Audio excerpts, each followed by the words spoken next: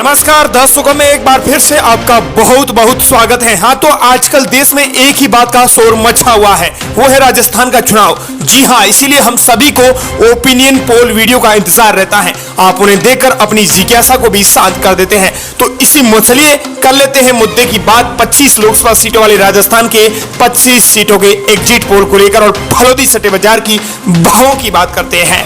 हालांकि सट्टा बाजार राजस्थान में भाजपा को कितनी और कांग्रेस को कितनी सीटों पर झटका दे रहा है, तो देखिए भावों को जानते हैं उससे पहले आप चैनल को सब्सक्राइब और वीडियो को लाइक जरूर करें। साथ ही ये बताएं कि आप इस वीडियो को राजस्थान के किस जिले से इस वीडियो को देख रहे हैं, कहां से देख रहे हैं। ये कमेंट करने के साथ ही एक और कमेंट करें कि आप इतनी बार वोटिंग कर चुके हैं। और अब बात करते हैं बड़ी खबर फलोदी सट्टे बाजार को लेकर है। दरअसल राजस्थान में लोकसभा चुनाव फर्स्ट टाइम वोटर ने मतदान केंद्रों पर कतारों में लोकतंत्र को मजबूत करने वाली तस्वीरें नजर आई। बता दें कि युवाओं ने साफ तौर पर भाजपा को बड़ा झटका दिया है। फर्स्ट टाइम वोटर्स का जोश कम हुआ है। जिस तरह से 5 महीने पहले विधानसभा चुनाव में फर्स्ट टाइम वोटर ने मतदान केंद्रों पर कतारों में लोकतंत्र को मजबूत करने वाली तस्वीरें नजर आई और उससे राजस्थान में भाजपा की सरकार आई।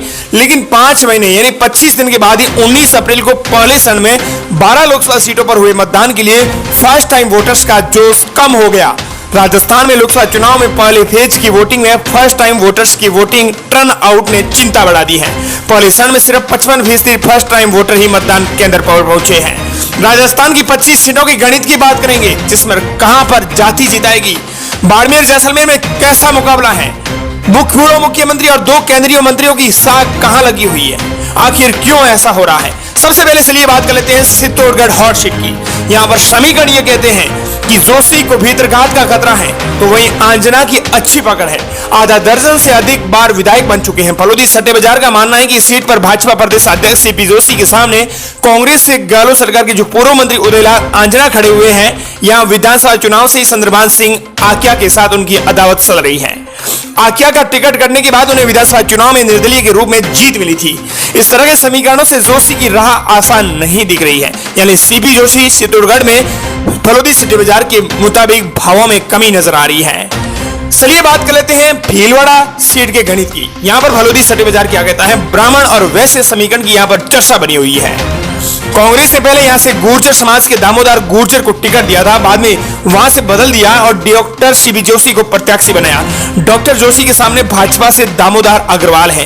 ये लोकसभा क्षेत्र में भी उनमें से हैं, जहां भाजपा का प्रत्याशी कोई भी हो, लेकिन चेहरा मोदी हुई बने हुए हैं। समीकरण ये कहते हैं कि ब्राह्मण और वैश्य समीकरण की चर्चा है। यह मोदी फैक्टर दूसरे सभी मुद्दों और चेहरों पर भारी पड़ सकता है।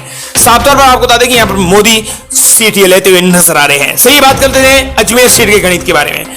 यहाँ का समीकरण यह कहता है कि यहाँ जाट वर्सेस जाट में टक्कर है, यानी दोनों ही जाट। ऐसे में दूसरे समाजों के वोटर जीत और हार में महत्वपूर्ण भूमिका अदा करेंगे। तो ये सीट भी फलोदी सट्टे बाजार के मुताबिक हर मुद्दे से बड़ा यहाँ पर धर्म नजर आ रहा है। अजमेर सीट का गणित यह कहता है कि भागीरथ चौधरी यहाँ से जीतते हुए नजर आ रहे हैं। यहाँ जाट बनाम जाट का मुकाबला भले ही हो, लेकिन भागीरथ चौधरी अजमेर सीट का गणित धर्म से जुड़ा हुआ है। वहीं अगली बड़ी खबर, दोनों प्रत्याशी बाहर से, लेकिन मोदी की लहर हावी नजर आ रही है। पाली सीट के गणित की बात करते हैं। एक ऐसी सीट है जहां दोनों प्रत्याशी पाली से बाहर से हैं। पीपी चौधरी और संगीता बेनीवाल के बीच में कड़ी टक्कर है। समीकरण ये कहते हैं कि जाट, मुस्लिम और दलित वोटर्स जीत में अहम भूमिका अदा करेंगे। भाजपा प्रधानमंत्री मोदी के नाम पर मैदान में है, तो कांग्रेस परिवर्तन और महंगाई के मुद्दे पर वोट मांग रही है। लेकिन यहाँ पर समीकरण ये कहते हैं कि जो पाली सीट का गणित है वो कांटे की टक्कर फलोदी सट्टे बाजार के मुताबिक बता रहे हैं। वही बात कर लेते हैं अगली सीट की जालोर सीट का गणित क्या कहता है। यहाँ पर लुम्बाराम चौधरी वर्सेस वैभव गहलोत, यानी दोनों में आमने सामने टक्कर है। पूर्व मुख्यमंत्री गहलोत के एक तरफ बेटे हैं, दूसरी ओर लुम्बाराम चौधरी है। लुम्बाराम चौधरी मोदी के नाम पर खुद को आम कार्यकर्ता बता रहे हैं। वहीं वैभव पूर्व मुख्यमंत्री अशोक गहलोत की योजनाओं के नाम पर चुनाव लड़ रहे हैं। बात करें यहाँ पर समीकरण क्या कहते हैं। समीकरण यह कहते हैं कि माली, देवासी, चौधरी, पटेल, राजपुरोहित समाज के वोटर जीत तय करेंगे। सिरोही से भाजपा विधायक कोटाराम देवासी और रानीवाड़ा से कांग्रेस विधायक रतन देवासी की भूमिका अहम रहेगी। अगली सीट की बात करते हैं हॉट सीट। जोधपुर सीट का गणित क्या कहता है फलोदी सट्टे बाजार के मुताबिक। यहाँ पर गजेंद्र सिंह शेखावत भले ही काम न करा पाए हो, लेकिन जल जीवन मिशन के तहत वो एक बार फिर से चर्चाओं में है। जोधपुर लोकसभा सीट पर इस बार भाजपा से जल शक्ति मंत्री गजेंद्र सिंह शेखावत और कांग्रेस के करण सिंह उजियारडा में सीधी टक्कर है। गजेंद्र सिंह शेखावत ने घर घर पाइपलाइन पहुंचाने का काम किया है। जिस मुद्दे को लेकर वो वोट मांग रहे हैं। गजेंद्र सिंह शेखावत और करण सिंह उज्जैन के बीच में कड़ी टक्कर बताई जा रही है।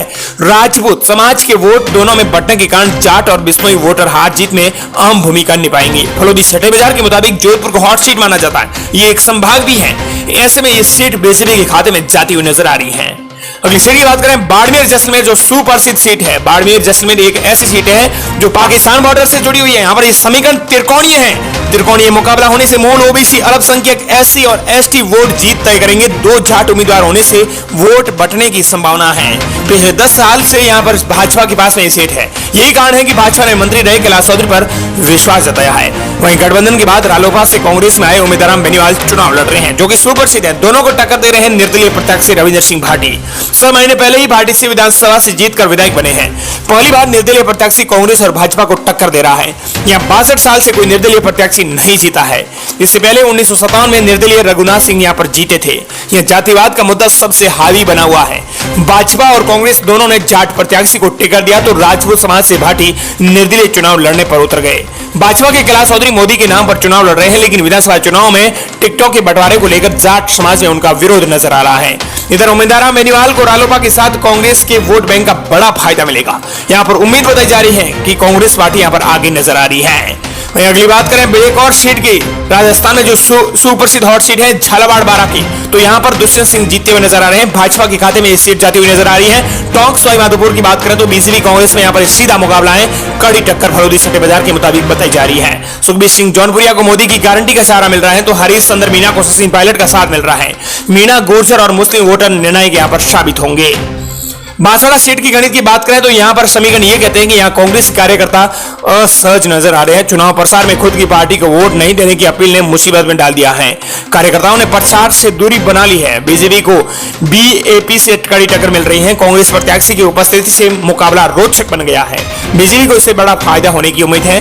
फलोदी छठे बाजार के मुताबिक बांसवाड़ा सीट का गणित यह कहता है कि महेंद्र सिंह मालविया यहां पर जीते हुए नजर आ रहे हैं। अगली सीट की बात करें, लेकिन उससे पहले आपको एक बार फिर से कहना चाहेंगे कि अगर आपने इस वीडियो को लाइक नहीं किया है तो वीडियो को लाइक करने के साथ ही प्लीज चैनल को जरूर से सब्सक्राइब कर दीजिए। साथ ही ये जरूर बताना कि आप राजस्थान के किस जिले से इस वीडियो को देख रहे हैं।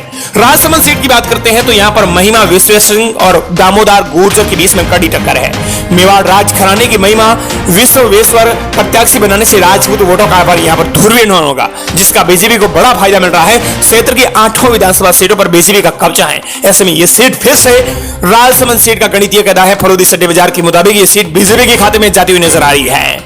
अब यहां बात करें उदयपुर सीट का गणित क्या कहता है। उदयपुर में यहां राम मंदिर, धारा 370 और आरएचएस की मजबूत स्थिति का फायदा यहां पर बीजेपी उठाती हुई नजर आ रही है। फलोदी छठे बाजार के मुताबिक उदयपुर सीट का गणित यह है कि मन्नालाल रावत यहां पर जीते हुए नजर आ रहे हैं। चलिए, हमने जो बात की राजस्थान की आज की 25 सीटों की, लोकसभा सीटों की क्या भाव चल रहे हैं, कौन सी सीट के क्या हालात बने हुए हैं, इसको लेकर हमने आपको पूरी रिपोर्ट कार्ड सौंपी है। साथ ही इस वीडियो को लाइक करने के साथ ही इस चैनल को जरूर से सब्सक्राइब कर दीजिए। मिलते हैं बड़ी अपडेट के साथ।